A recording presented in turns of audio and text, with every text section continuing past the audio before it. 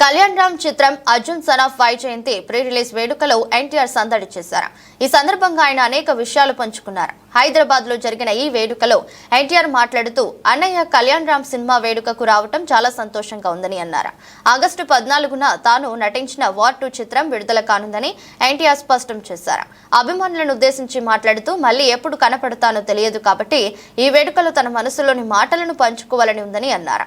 Arjun son of Vyjayanthi cinema కథ కర్తవ్యం cinema స్ఫూర్తితో రూపొందిందని భావిస్తున్నాను. కర్తవ్యం సినిమాలో వైజయంతి ఐపీఎస్ పాత్రలో నటించారు. ఆ పాత్రకు కొడుకు ఉంటే ఎలా ఉంటుందనే ఆలోచనతో ఈ సినిమా రూపొందింది. ఇలాంటి ఆలోచన రావటం చాలా సంతోషంగా ఉంది. నేను సినిమా చూశాను. విజయశాంతి గారు, పృథ్వీ గారు లేకపోతే ఈ సినిమా లేదు. నిర్మాతలు, దర్శకులు ఎంతో కష్టపడి ఈ సినిమాను రూపొందించారని అన్నారు. ఏప్రిల్ 18న సినిమా విడుదలవుతుంది. రాసి పెట్టుకోండి, చివరి 20 నిమిషాల్లో థియేటర్లో ప్రేక్షకులు కన్నీళ్లు పెట్టుకుంటారు. అంత అద్భుతంగా ఈ సినిమాను మలిచారు. కళ్యాణ్ రామ్ కాలర్ ఎగరవేయడానికి సంకోచిస్తుంటే నేనే ఎగరవేస్తాను అంటూ ఎన్టీఆర్ సరదాగా అన్నారు. అభిమాన సోదరులందరికీ నా నమస్కారాలు. ఇక్కడికి విచ్చేసినటువంటి పాత్రికేయ మిత్రులకి, మీడియా మిత్రులకి,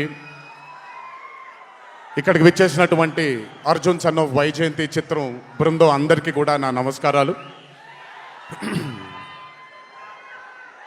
ఈ వేదిక పైన చాలాసార్లు నేను అన్నా నిల్చున్నప్పుడు నాన్నగారు చాలాసార్లు రావడం, మాట్లాడడం జరిగింది.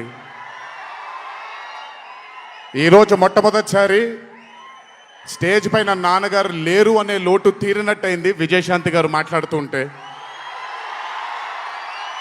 నాకొక్క క్షణం అర్జున్ సన్ ఆఫ్ వైజయంతి చిత్రంలో నాన్నగారు ఈరోజు ప్రీ రిలీజ్ ఫంక్షన్ రోజు నాన్నగారు ఉండుంటే ఎలా ఉంటుందో అది ఈరోజు విజయశాంతి గారు మాట్లాడినప్పుడు నాకు ఆ లోటు భర్తీ అయిపోయింది.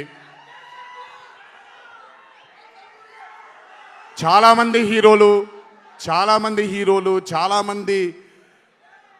చాలామందికి రంజింపజేసి చాలామందిని అభిమానుల్లో చొరగొన్నాం. కానీ ఏ రోజు కూడా ఒక మహిళ విజయశాంతి గారు సాధించినటువంటి గొప్పతనం ఏ మహిళ సాధించలేదు.